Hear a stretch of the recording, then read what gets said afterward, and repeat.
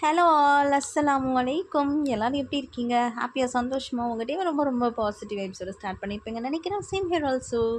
And yes of course என்றைக்குமே ஒரே விஷயத்தையே சொல்லி சொல்லி போர் அடிக்கும் இல்லையா? ஸோ பாசிட்டிவாக இருங்க. அதே தான் ஷார்ட் அண்ட் கிறிஸ்பாக முடிக்கணும்னா ஒரே விஷயம் தான் சொல்லுவேன்.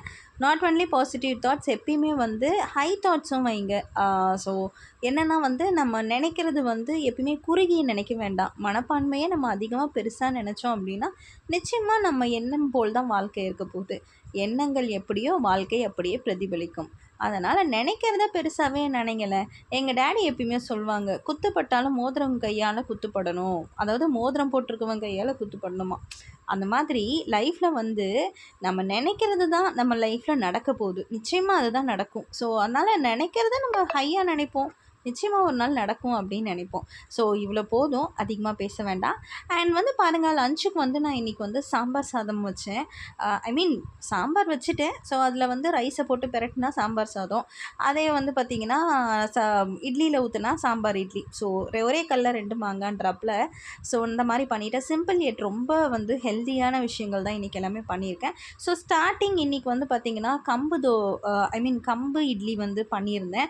ஸோ அதனால் அதில் சாம்பார் ஊற்றி அண்ட் கொஞ்சமாக கீ போட்டு சாம்பார் இட்லி மாதிரி கொடுத்துட்டேன். ஸோ லஞ்செல்லாம் முடிச்சதுக்கப்புறமா இது எங்களோட லஞ்ச் இந்த சென்ஸ் நானும் என் ஹஸ்பண்டும் நான் டயட் ஸ்டார்ட் பண்ணேன். So he is also like நான் ரெடியூஸ் ஆகிறத பார்த்துட்டு அவருக்கு ரொம்ப ஆசை வந்துடுச்சு. ஓகே, நம்மளும் இன்றைக்கி டயட் இருப்போம் அப்படின்னு சொல்லிட்டு ஸோ அவரும் என்னோடய டயட்டில் ஜாயின் ஆகிக்கிட்டாரு. இது என்னென்னு பார்த்தோன்னா, எங்களுக்கு லஞ்ச் ரெடி பண்ணுறேன்.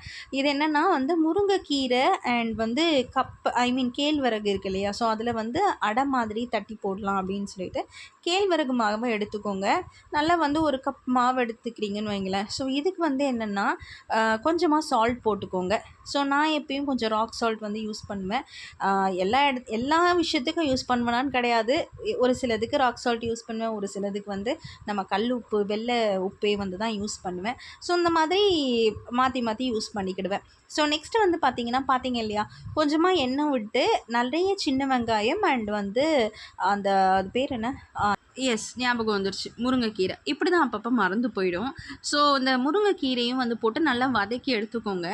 இதுக்கப்புறமா லைட்டாக தண்ணி தெளித்து பிணைங்க. ஏன்னா தண்ணி ஊற்றிடக்கூடாது இல்லையா?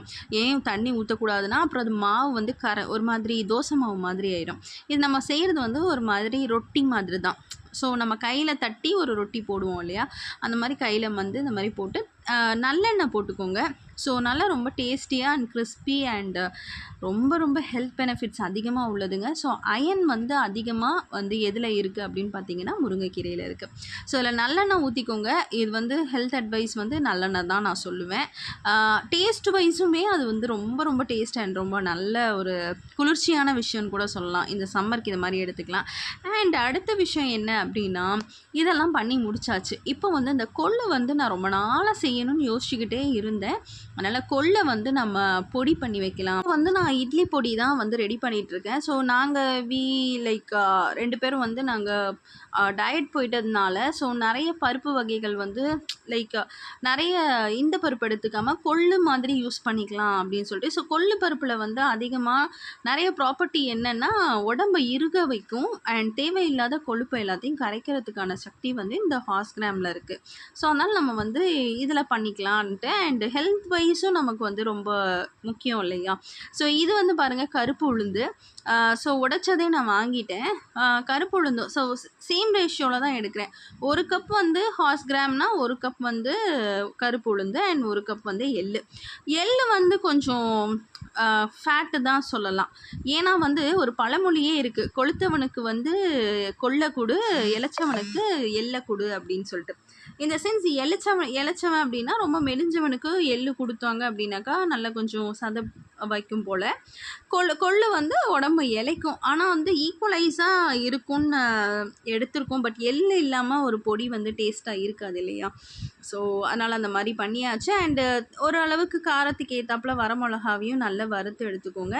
ஃபஸ்ட்டு நம்ம பாருங்கள், இது எல்லாத்தையும் ரெஸ்ட் பண்ணிட்டேன்னா நான் வந்து நல்லா ரோஸ்ட் பண்ணிவிட்டு எல்லாத்தையும் ரெஸ்ட் பண்ணிவிட்டு போட்டிருக்கேன். அண்ட் தேவையான அளவுக்கு உப்பு, அப்புறம் ஒரு பிஞ்ச் ஆஃப் வந்து அசஃபோடிட்டா, பெருங்காயம் எல்லாம் போட்டு அரைச்சி எடுத்திங்கன்னா சூப்பராக நரன்னு தான் இருக்கணும். இந்த மாதிரி ஒரு ஏர்டைட் கண்டெய்னரில் வந்து வச்சிங்கன்னா சூப்பராக இருக்கும் பார்த்துக்கங்க. ரொம்ப நாளைக்கு வரும்.